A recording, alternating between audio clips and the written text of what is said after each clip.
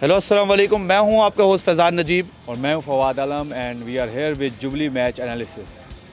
फवाद, पहले तो मैंने आपको बड़ा मिस किया। आज हम साथ बैठे हुए हैं, आपको कैसा लग रहा है? ज़बरदस्त।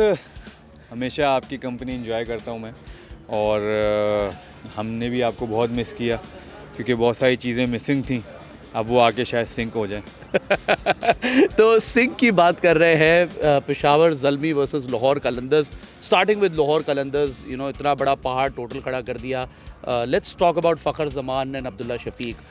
क्या पार्टनरशिप की है? देखिए, मेरे ख्याल से पहली तो बात यह है कि PSL HBL 8 का पहला मैच था लाहौर में, और वो भी लाहौर कलंदर्स का। आई थिंक जो एक्सपेक्ट कर रहे थे, जो तमाशाई जो आ रहे थे, वो एक्सपेक्ट कर रहे थे कि एंटरटेनमेंट मिलेगी, वो उनको दोनों तरफ से मिली। लाहौर की तरफ से भी मिली, फिर जब ज़ल्मी भी बैटिंग करने आया तो उनकी तरफ से भी मिली। और जहाँ तक लाहौर कलंदर्स की बात है जी, फ़खर बहुत ज़्यादा फॉर्म में है। अपने पहले मैच जो ओपनिंग मैच भी था उसमें भी वो मैन ऑफ द मैच होता, ज़बरदस्त बैटिंग की थी उन्होंने मुल्तान सुल्तान के अगेंस्ट। और कल जो अब्दुल्ला शफीक हैं, उन्होंने भी बहुत ज़बरदस्त बारी की। अगर आपने देखा हो दायरे में तो रन्स ही नहीं बन रहे थे, और बॉल कैसा चल रहा था बॉलर्स का, वो हाथ में नहीं आ रहा था कोई भी मतलब बैट्समैन के।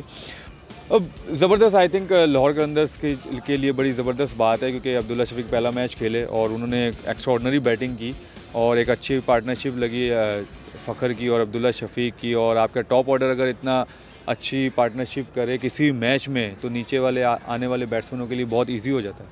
लेकिन टीम के लिए भी बड़ा इनकरेजिंग होगा कि यंगस्टर जिस वक्त ऑब्वियसली फ़खर का स्टार्ट जो उस तरीके से नहीं था जिस तरीके से वो फ्लो में खेलते हैं, एंड शुरू में क्योंकि अरशद की बॉलिंग पे हमने देखा था बॉल जिस तरीके से सीम कर रहा था।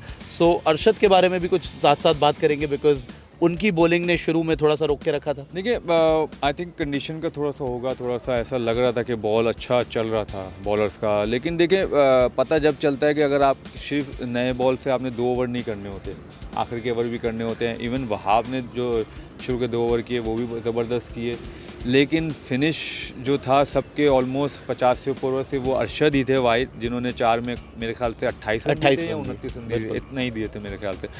अरशद ने ज़बरदस्त बॉलिंग की नए बॉल से, क्योंकि और फिर वहाब ने भी ज़बरदस्त बॉलिंग की नए बॉल से। और लेकिन ये कि एट दी एंड जो है बहुत ही कुट पड़ी पेशावर ज़ल्मी के बॉलर्स को, क्योंकि देखें विकेट ट्रू था बैटिंग के लिए। शुरू में नज़र आया था 4-5 ओवर आपने देखा होगा, अब्दुल्ला शफीक भी जब खेले थे, फ़खर भी खेले थे, उनको बॉल इतना ज़्यादा जो है ईजी नहीं आ रहा था उनके बल्ले पे, और ट्रबल हो रही थी उनको। और लेकिन उसके बाद जब 6 ओवर हुए, उसके बाद जो उन दोनों का फ़्लो बना, तो वो पूरे कलंदर्स का फ़्लो बन गया। बिलिंग्स ने भी आके छक्के मारे, तो आई थिंक, और बिलिंग्स का अगर आपने देखा हो कि ज़ल्मी इतने प्रेशर में था कि वो कॉट बैंड हो गए थे जी। तो लेकिन अपील हुई, निशम की तरफ से हुई, एक दूसरे को देखा और उस पर रिव्यू भी नहीं लिया, तो मतलब वो नज़र आ रहा था कि फिर उस टाइम पैनिक कर चुके थे। सिर्फ पैनिक उनकी, अगर बैटिंग की बात करें लाहौर कलंदर्स की, ऑब्वियसली अब्दुल्ला शफीक के आने से और ज़्यादा अब स्ट्रॉन्ग लग रही है। देखिए, जो पहले भी खेले थे वो प्लेयर्स भी ज़बरदस्त खेल रहे थे, लेकिन ये होता ज़ाहिर है 1-2 लड़कों से जब परफॉर्म नहीं होता तो आप चेंजिंग करते हो।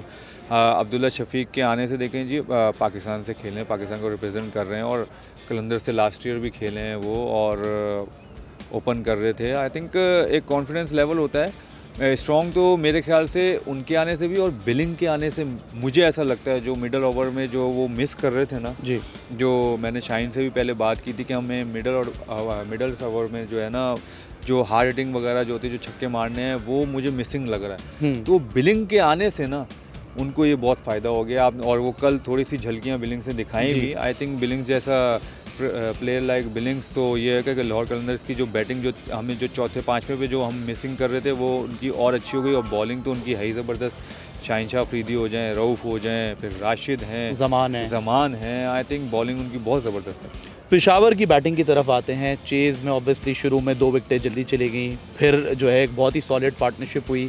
ओवरऑल किस तरीके से देख रहे हैं आप ज़ल्मी को? देखिए, 240 रन अगर 240 ऑड रन आपके ऊपर हो जाए T20 में और आपको वो चेस करने हो तो उस वक्त ऑलमोस्ट पैनिक बटन जो है दबा हुआ ही होता है बैटिंग का। लेकिन ये था कि एट दी एंड उन्होंने अच्छी फाइट की, 200 समथिंग रन उन्होंने बनाया आई थिंक, और 2 विकेटें जल्दी गिर गई थी। इवन बाबर ने नहीं कुछ किया, हारिस से कुछ नहीं हुआ, लेकिन सईम अयूब ने ज़बरदस्त बैटिंग की, और साथ में टॉम कॉलर ने बड़ी ज़बरदस्त बैटिंग की, और सैम अयूब जो है आई थिंक इस पीएसएल के मैंने पहले भी बात की थी कि 2 प्लेयर ऐसे लगते हैं कि जो पीएसएल देगा आपको, वो एहसानुल्लाह फास्ट बॉलर और सैम अयूब। तो आई थिंक वो नज़र भी आ रहा है day by day, her match में कंसिस्टेंट नहीं है, लेकिन ये दूसरा उनका 50 था इस पीएसएल का। तो आई थिंक एक अच्छा जो है एक हमें एक फ्यूचर नज़र आ रहा है। होपफुली वो अपने इसी तरह कैरी ऑन करें। पेशावर ज़ल्मी के लिए भी बहुत ज़रूरी है, क्योंकि ज़ाहिर है हारिस ऊपर से ऐसा खेलते हैं, फिर सैम अयूब हैं, फिर कॉलर हैं।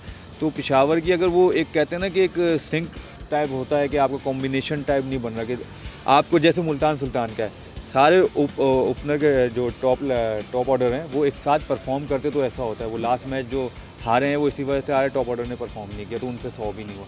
तो सेम ज़ल्मी का भी यही है कि 3-4 जो ऊपर के बैट्समैन हैं वो रन करेंगे, तो पेशावर हर मैच में 200 रन आराम से करेगा। चलें, अगर पेशावर को क्लिक करना है और पेशावर को एक्चुअली मैचेस जीतने हैं तो टॉप ऑर्डर को क्लिक करना पड़ेगा। आज के जुबली मैच एनालिसिस में इतना ही। We are going to see you in the next game. Jubilee Insurance, बेफिक्र मुस्तकबिल।